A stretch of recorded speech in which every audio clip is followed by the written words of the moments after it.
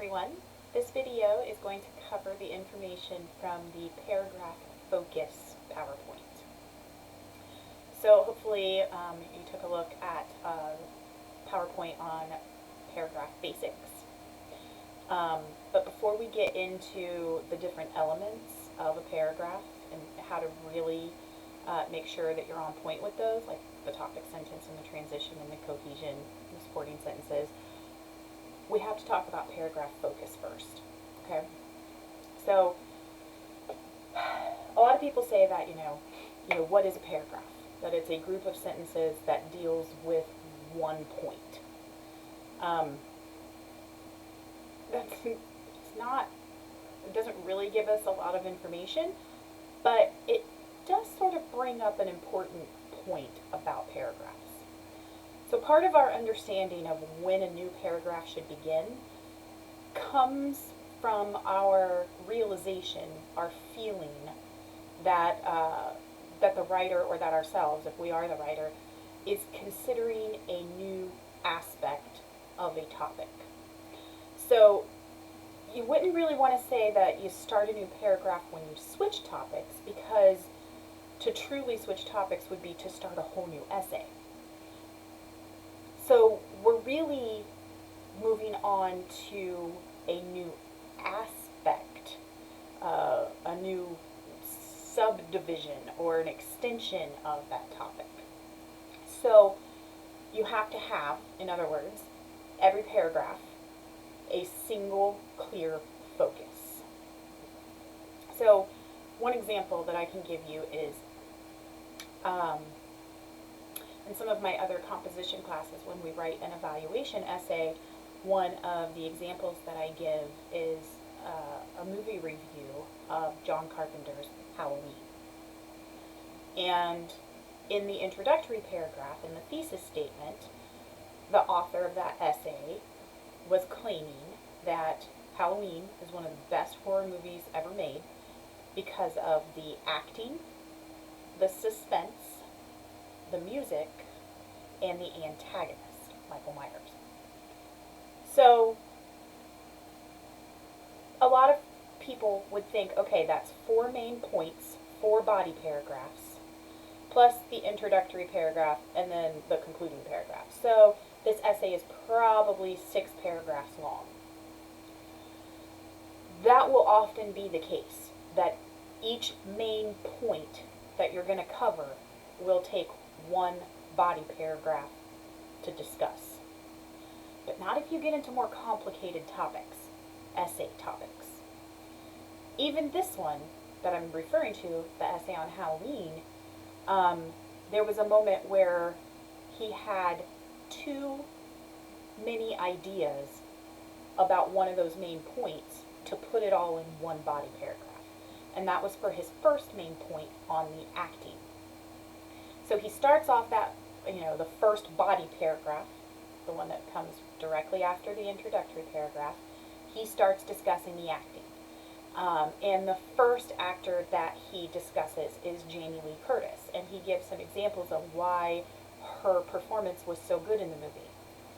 But he also wants to talk about Donald Pleasance, who plays the doctor, and he knows that, it would just be too much to include it in the same paragraph as Jamie Lee Curtis.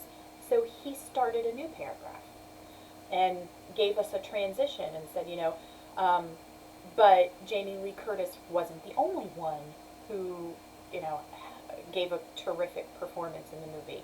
Donald Pleasance as Dr. Sam Lewis was also fabulous. And then that paragraph gave us the supporting examples as to why Donald Pleasance did so well in that role. So it was the same main point, but because he was discussing 2 aspects of that main point and had a good bit of supporting examples for both aspects, he broke it up into 2 paragraphs. So that's kind of a guide for you, is every paragraph needs to be focused. And if you've got, 1 main point, but you've got several supporting examples, and then each of those supporting examples has a lot of details and explanation to go with it. You don't have to shove all of that into one long paragraph. You know, you can have several paragraphs, each one that discusses a different aspect of the same main point. Okay? But every paragraph needs to be focused. Okay? So we're going to look on slide 4 at an example of a paragraph that isn't totally in focus, right? There are some things that that don't belong, that they take on a different aspect of a topic. So we're talking about the writer talking about a job that she once had and dealing with a client that was not her favorite person in the world. Okay? So the paragraph reads, Gus, a 28-year-old jock, has to be the most egotistical person I have ever had the misfortune of meeting. From the moment he walked in the clinic, I could tell he thought himself superior to everyone else. I had gotten this job at the clinic through a friend of my mother's. Although physical therapy was not my intended career, I thought I would get valuable experience dealing with the public. Anyway, Gus came into the waiting room and introduced himself to the receptionist by telling her what a great lover he was. After boasting about his car and his ability as a skydiver, Gus excused himself to comb his hair and preen before the mirror. Then, as luck would have it, I found he had been assigned to me for his therapy. Okay, so we know that the paragraph, based on the topic sentence, Gus, a 28-year-old jock, has to be the most egotistical person I have ever had the misfortune of meeting. We know that this paragraph is supposed to be about Gus, the first time she met him, and what makes him so egotistical, right? The paragraph, for the most part, achieves that goal. It sticks to that topic, for the most part, right? However, there are 2 sentences in the paragraph that are not about Gus or how she met him or how he is egotistical. And if you picked up on it, they were the 3rd and 4th sentences, where she says, I had gotten this job at the clinic through a friend of my mother's. Although physical therapy was not my intended career, I thought I would get valuable experience dealing with the public. Those 2 sentences have nothing to do with Gus or how she met him or how egotistical he is. And you can even tell that she got off track because right after those 2 sentences she says, anyway, Gus came into the waiting room, and it's like she knew she got off track. She knew she went off topic, and now she's trying to get back on track. So those 2 sentences throw the whole paragraph out of focus. The topic sentence told us that this paragraph was supposed to be about one thing. And if there are sentences in that paragraph that are not about that one thing, then the paragraph is not focused, and we have some decisions to make. This time it's pretty easy. We've got these 2 sentences about how she got the job and why she took the job. So she just has to ask herself, okay, I know these 2 sentences don't belong in this paragraph. Could they go in another paragraph somewhere else in the essay? Or are they important enough that I need to add in more paragraphs to the essay? Is this an idea? Is this whole, idea about how I got the job and why I took it? Is that essential to the whole essay itself? Does that need to be explored at a certain point in the essay?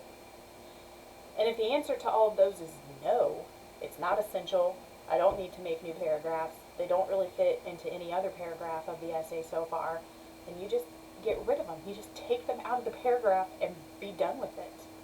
Okay? That's a pretty easy fix. You have some decisions to make, but they should be fairly easy decisions since it's 2 very distinct sentences. They're easy to pick out, easy to tell which two threw it out of focus, and it should be easy for her to decide if they belong somewhere else in the essay or if they should just be checked. Right? It's not always that easy, though. So on slide 6, we have another example of a paragraph that's out of focus. Okay? So it starts off, murder is a serious crime. That's the first sentence. That's the topic sentence. Based on what we know a topic sentence is supposed to do, we would assume that the whole paragraph is going to be about how murder is a serious crime. It's a very vague, very big idea. The topic sentence could probably stand to be more focused, more specific, but, we'll go with it for now.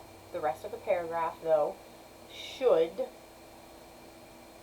all be about how murder is a serious crime. So let's see if it does that. Murder is a serious crime. Every day you can look in a paper and read about someone being murdered. I think that failure to apply the death penalty is a major factor in the increase of deaths. A person can now murder someone and be pretty certain he will not be executed. I think that if a person kills someone, he deserves to die, except in times of war or accidental death.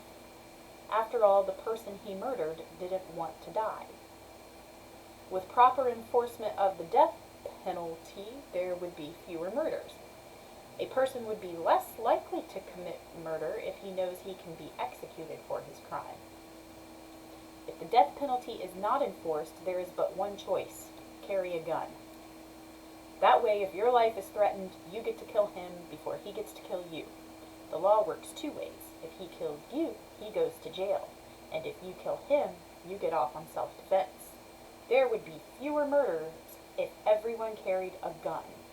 Not many people would try to kill you when they know you carry a gun. Okay.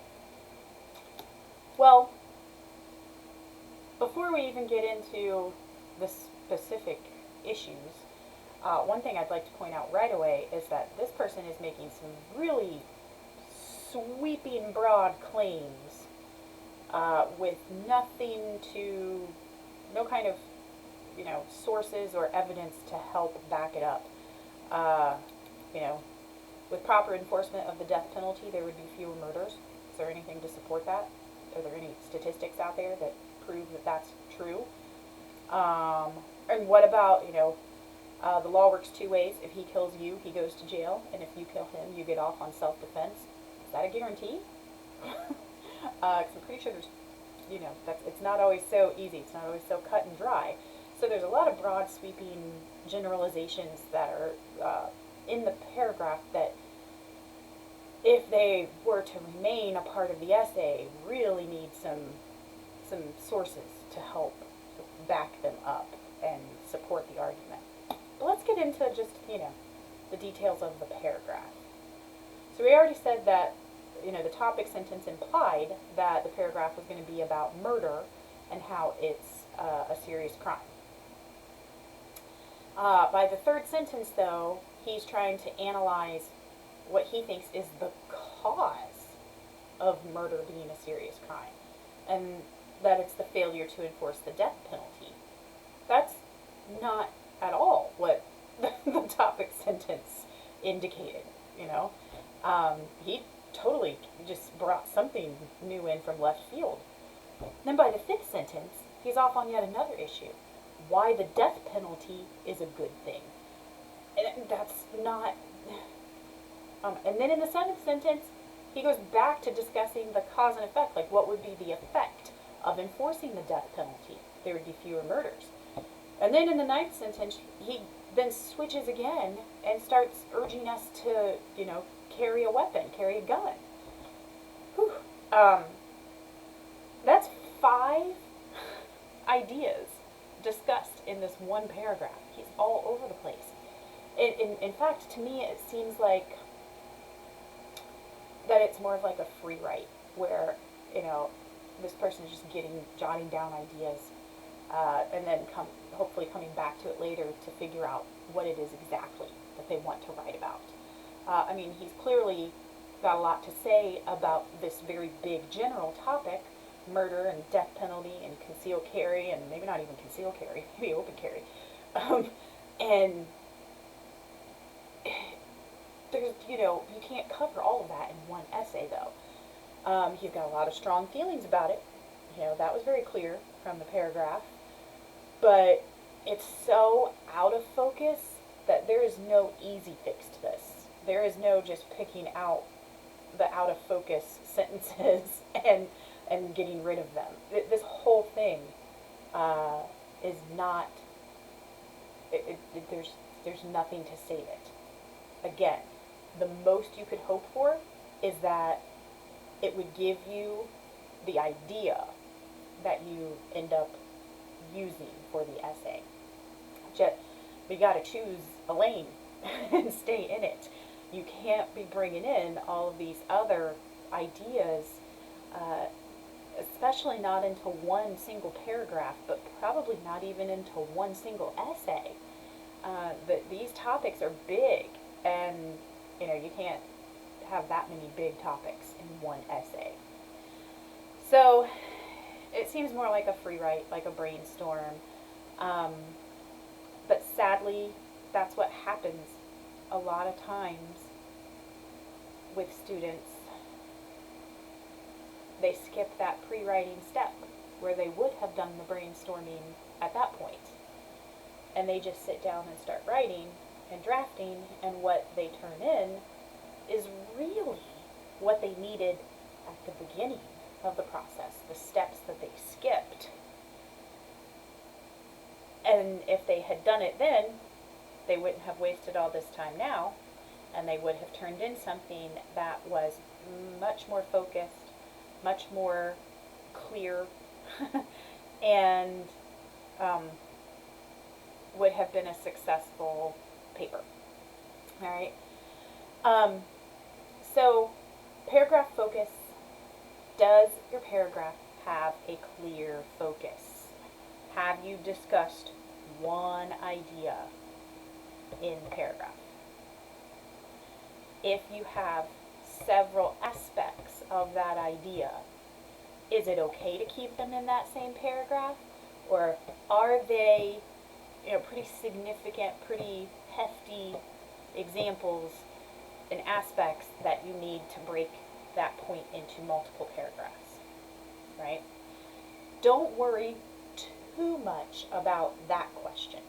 Should it all stay in one paragraph, or should I break it up into multiple paragraphs? If everything that's in the paragraph is at least related to that topic sentence, and you didn't go off topic, then at least, you're closer to being where you need to be. If you are given the opportunity to turn in a rough draft, that's something that the instructor would point out. Like, yes, everything in this paragraph has to do with, how great the food is at Chick-fil-A, but you've got a lot to say about the chicken, you got a lot to say about the chicken salad, so maybe we break it up into, 2 or 3 paragraphs. But as long as you just keep that in mind, every paragraph has to have a clear focus. That means that everything in that paragraph belongs in that paragraph, that it fits into that focus. If it doesn't, you have some decisions to make, okay? Once you've made sure that the paragraph is in focus and that there's nothing in there that shouldn't be, if you have not already added a topic sentence at the beginning, now's your time to do so, because you have double checked to make sure that it's focused, and now that you know what the focus is, that might help you craft a really strong, focused, specific topic sentence. And that is what we're going to talk about next. But if if you have any questions about anything in this lesson about paragraph focus, feel free to let me know. Otherwise, you're free to move on to the next lesson.